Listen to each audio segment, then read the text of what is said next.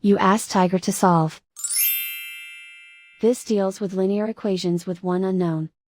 The final result is x equals -1/4. Let's solve it step by step. Group all constants on the right side of the equation. Subtract 16 from both sides. Simplify the arithmetic.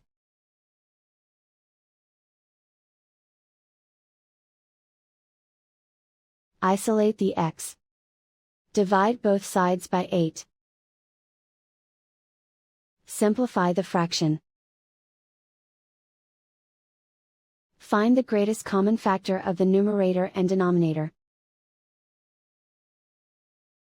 Factor out and cancel the greatest common factor. And so the final result is x equals -1/4.